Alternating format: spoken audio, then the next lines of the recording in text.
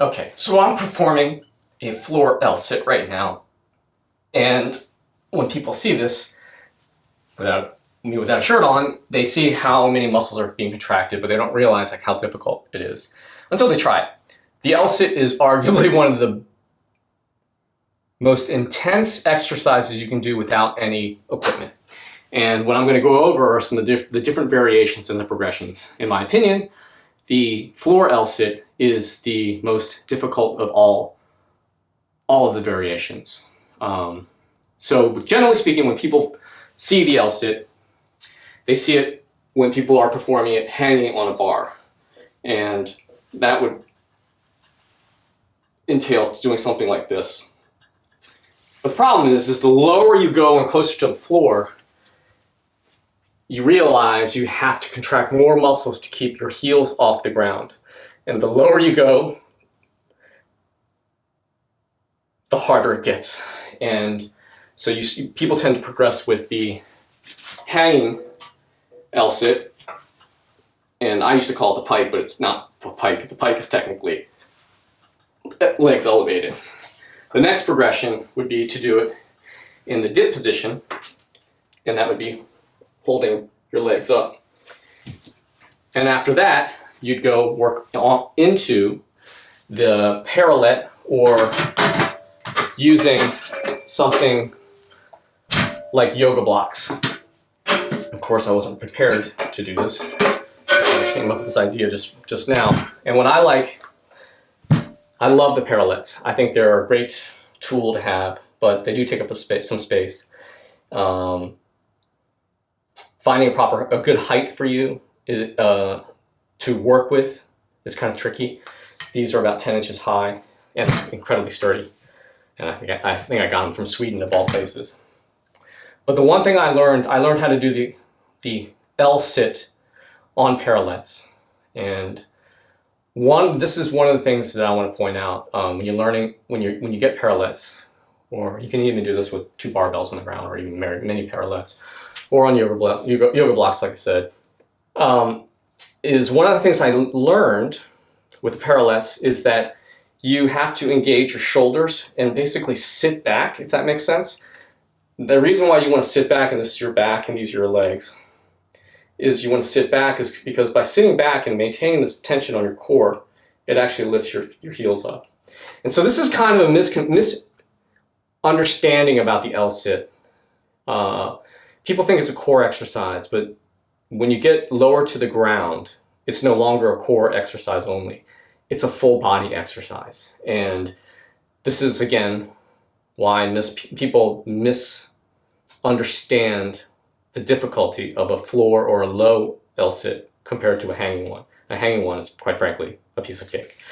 But I'll show you the profile of doing one on a set of parallettes and try to show you how far back I lean.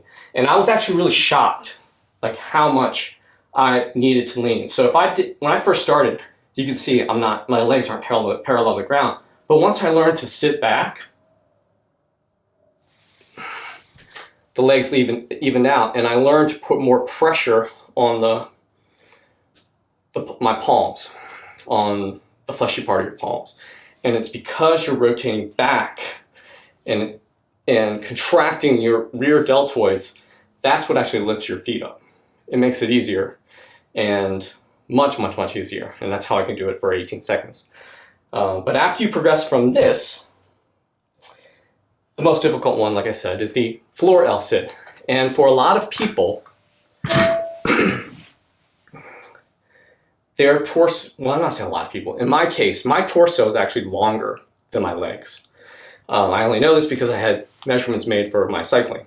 And because of that, having a longer torso, doing the floor L sit is actually more difficult because I have a longer body, but normal arm length. But the problem is the L sit requires you to have your butt off the ground. But if you have a long body and normal arms, you don't have enough oomph to get your butt off the ground. And that's the difficult part. And it is knowing that your butt's not off the ground, or it's about to scrape and you want to push harder, but the problem is your arms just are only so long. And this is where it requires you to recruit every single muscle in your body, to contract them, to cinch it all up and keep everything tight. And one of the things I found, and being a cyclist and a leg dominant athlete, is that the floor L-sit engages my quads arguably more than any other kind of exercise I do. And I do squats and everything else. It is a brutal isometric exercise. Anything longer than 5 seconds, it sets the tops of my quads on fire. And one of the things I found was PNF stretching, and I didn't realize I didn't realize I had this ability to not only extend my limbs, but contract the muscles at the same time. And that's exactly what the floor L-sit is. It's because you're trying to stretch out your legs maximally so they're not touching the ground, but then also contracting them up to lift them off the ground. And one of the things you can do is work on PNF stretching. And you can do it with strap or have a buddy push against your leg. But it's an issue of if a buddy was helping you, pushing against the back of your ankle, and he's pushing down while you're pushing against him or her. In this case, I'm using a strap to try to pull my leg towards me, but at the same time contracting against it. And this is one of these skills or movements that you just don't normally do. How often do you contract a muscle at the same time as you're trying to elongate it or stretch it? It's kind of counterintuitive. But that's precisely what the L floor sit is because you're trying to get those legs and those heels and that butt off the ground so much, and you're literally working with millimeters. And there's no margin for error. And more importantly, there's no time for you to have margin for error, because most people can't even do that for 3 seconds.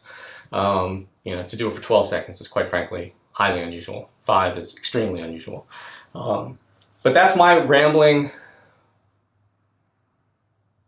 These are my rambling tips for the L-sit. I think it's just a great exercise in the sense that it engages so many muscles at once in a short amount of time, and it requires no equipment whatsoever other than a floor. Thanks for watching.